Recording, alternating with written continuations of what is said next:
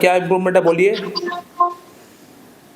जी sir, Supriya sir बोल रहे हैं ना? जी जी बोल रहा हेलो। हूँ। जी बोल रहा जी हूँ। जी जी जी सर, इम्प्रूवमेंट सर हो रहा है सर, लेकिन सर वो मेरे को चाहिए ना सर कि उसको जड़ से मिटाना है। अच्छा अच्छा। जी सर, लेकिन इम्प्रूवमेंट सर पहले से मेरे को लग रहा है कि हाँ 60% ठीक है सर। हाँ मैं कोशिश कर रहा हूँ सर, मैंने कि अपने तरफ से भी कोशिश कर रहा हूँ, जैसे जो आपने टिप्स दिया था और ऊपर से आपने जो दवाई दिया था टेक्निक्स फॉलो सर। हाँ जी सर, सारा फॉलो कर रहा हूँ, सारा अच्छा रूल्स इम्प्रूवमेंट मान हो रहा गया। हूँ। आप जो मैं आपका बात सुन रहा हूँ, अच्छा इम्प्रूवमेंट आपका अंदर हो गया, मैं देख रहा हूँ। जी सर, फैमिली वाले भी बोल रहे थे सर कि हाँ वो बेहतर हो रहा है पहले से। बहुत अच्छा इम्प्रूवमेंट हो गया। फर्स्ट टाइम का रिकॉर्ड तो मेरे पास है नहीं, लेकिन फर्स्ट टाइम काफ़ी ज़्यादा स्टैमर कर रहे थे आप, लेकिन अभी तो मैं देख रहा हूँ काफ़ी अच्छा बात कर रहे हैं आप। जी सर जी सर जी सर। ठीक है, ओके ठीक है, मैं आगे का मेडिसिन भेज रहा हूँ। ठीक है सर, मेरे को ना सर इसको सर जड़ से मिटाना है सर, उसका कोई मेरे को एक उपाय बता दीजिए सर। हो जाएगा हो जाएगा हो जाएगा। सर उसका वो कर दीजिए सर, बस मैं आपको आपका बहुत ही टेक्निक्स फॉलो करते रहिएगा। ठीक है, जो मैं आपको सर। टेक्निक्स बताऊं, एक्यूपंक्चर का जो पॉइंट बताऊं वो सब फॉलो करते रहिएगा। जो टाइम टू टाइम मेडिसिन बोल रहा हूँ खाते रहिएगा। लगता है अच्छा इंप्रूवमेंट हो गया, 60-70 क्या उससे ज़्यादा इंप्रूवमेंट हो गया और पूरी तरह सॉल्व हो जाएगा प्रॉब्लम। हाँ तो सर ये मेडिसिन कब तक कंटिन्यू करना होगा सर? 3 महीना तो खा लिया मैंने। 4 महीना हो गया है आपका मेडिसिन खाते हुए, और 3 से 4 महीने का भी था, वही 3 महीना कुछ दिन मेडिसिन हुआ आपका जाके कंप्लीट हो जाएगा, ट्रीटमेंट ठीक है, समाप्त हो जाएगा। ओके सर, ओके सर, ठीक है। हाँ नमस्कार दोस्तों, अभी आपने जिस पेशेंट का आवाज़ सुना, इस पेशेंट का अंदर बेसिकली स्टैमरिंग की प्रॉब्लम है, यानी हकलाने की प्रॉब्लम है, तुतलाने की प्रॉब्लम है। और आज से 4 महीना पहले इस पेशेंट का ट्रीटमेंट मेरे पास से शुरू हुआ था। और जिस वक्त ये पेशेंट मेरे पास कंसल्ट के लिए आए थे, उस समय इस पेशेंट का कंडीशन कुछ इस प्रकार का था कि वो अपना नाम तक ठीक से बोल नहीं पा रहा था। वो क्या करता है उसके बारे में अगर मैं पूछ लूँ कि आप अपने बारे में थोड़ा बताइए, तब तो छोड़ दीजिए, उसका हालत ख़राब हो चुका होता।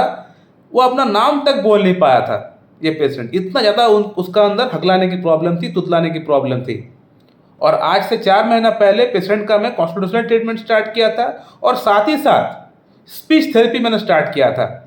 मैंने 2-3 टेक्निक्स स्टैमरिंग प्रॉब्लम के अंदर जो हम लोग इस्तेमाल करते हैं, जो स्पीच थेरेपिस्ट जो इस्तेमाल करते हैं, वही चीज़ 1 2 3 4 चीज़ है। एक एक्यूपंक्चर पॉइंट है, पेशेंट को मैंने बताया था, और पेशेंट को जिस प्रकार से मैंने करने के लिए बताया था उसी प्रकार से पेशेंट ने किया, और साथ ही साथ मेरे मेडिसिन टाइम टू टाइम उन्होंने लिया है।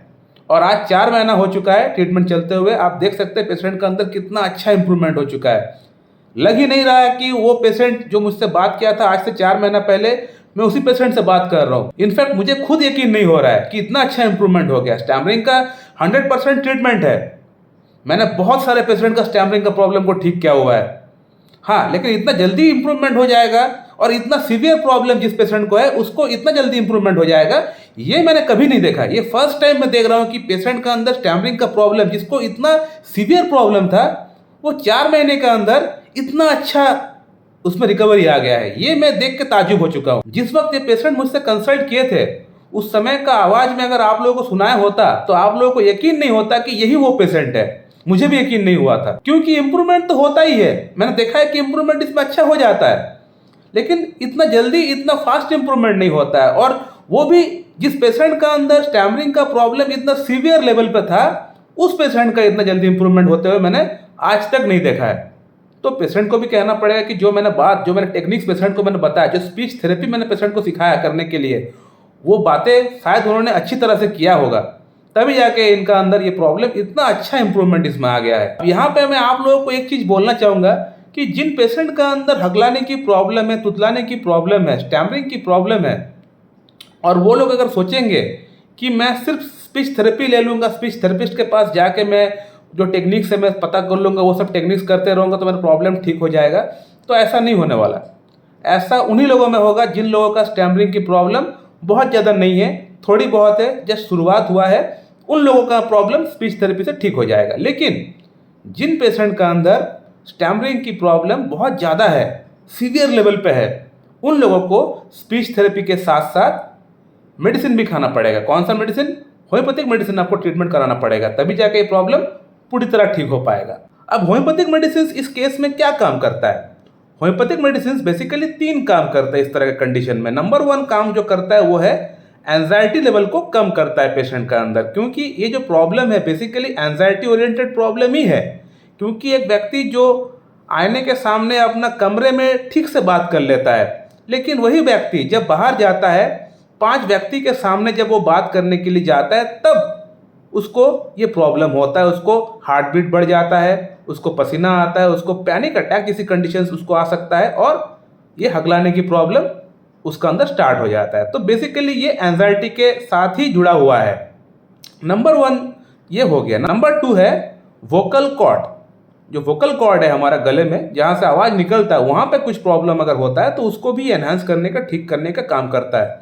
और साथ ही साथ नंबर 3 है हाइपोग्लोसियल नर्व, जो कि बात करने में, बात कराने में जो नर्व, जो cranial nerve, 12th pair of cranial nerve, जो 12th नंबर जो नर्व है वो है हाइपोग्लोसियल, जो बात कराने में हमारा सहायता करता है। अगर वहाँ पे कुछ प्रॉब्लम हुआ रहता है तो उसको भी ठीक करने का काम करता है, क्योंकि कॉन्स्टिट्यूशनल रेमेडी हम लोग देते हैं पेशेंट का अंदर। अब कॉन्स्टिट्यूशनल मेडिसिन का काम ही होता है सर से लेके पैर तक कहीं भी कुछ प्रॉब्लम होता है पेशेंट का अंदर तो उसको ठीक करने का काम करता है। चाहे पेशेंट का अंदर प्रॉब्लम कुछ भी हो, इररिस्पेक्टिव ऑफ एनी प्रॉब्लम, वो प्रॉब्लम कुछ भी हो सकता है। अगर कॉन्स्टिट्यूशनल रेमेडी अगर हम देते हैं पेशेंट को तो वो सर से लेके पैर तक कहीं भी कुछ भी प्रॉब्लम क्यों ना हो जाए पेशेंट को, ये मेडिसिन ठीक करने का काम करता है उसको। तो कॉन्स्टिट्यूशनल मेडिसिन कोई फिक्स मेडिसिन नहीं है कि इस प्रॉब्लम के लिए ये मेडिसिन, उस प्रॉब्लम के लिए वो मेडिसिन, स्टैमरिंग के लिए ये मेडिसिन, ऐसा कोई मेडिसिन नहीं है होम्योपैथी में, कोई फिक्स मेडिसिन नहीं है। मैं इस पेशेंट को दिया था मैक्सोल। जरूरी नहीं है कि आपका प्रॉब्लम भी मैक्सोल से ही ठीक हो जाएगा। हो सकता है आपका प्रॉब्लम के लिए कलकरिया का दरकार पड़ सकता है, फॉस्फोरस दरकार पड़ सकता है, लैकासिस आपको लग सकता है, मेडोरेनम आपको लग सकता है, थुजा आपको लग सकता है, अर्जेंटम नाइट्रिकम आपको लग सकता है, लाइकोपोडियम आपको लग सकता है, सल्फर लग सकता है। बहुत सारी मेडिसिन है। कौन सा मेडिसिन मैं आपको दे बताइए? बहुत सारी मेडिसिन है। अगर मैं आपको करंट रेपर्टी दिखाऊं तो कम से कम वहाँ पे स्टैमरिंग के लिए कम से कम 50-60 मेडिसिन होगा। तो कौन सा मेडिसिन आप खाएंगे? तो कोई फिक्स मेडिसिन नहीं होता होम्योपैथी में।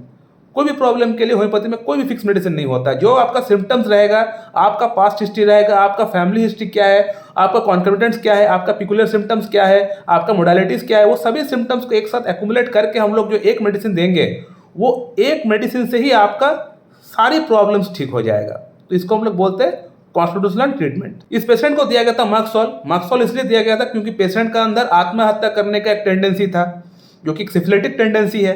साथ ही साथ लार गिरता है, जब भी रात को सोता है तकिया भीग जाता है, लार गिरता है। जीभ मैंने देखा तो जीभ इंडेंटेड था, इम्प्रिंटेड था, यानी साइड से जीभ का कटा था, तो वो मैक्सोल का जीभ होता है। और साथ में जो जीभ था लार्ज था, फैटी था और सलाइवेटेड था, और स्टूल में, पसीने में दुर्गंध, यूरिन में दुर्गंध बहुत ज़्यादा था, जो कि सिफिलिटिक ग्रुप ऑफ मेडिसिन में देखी जाती है।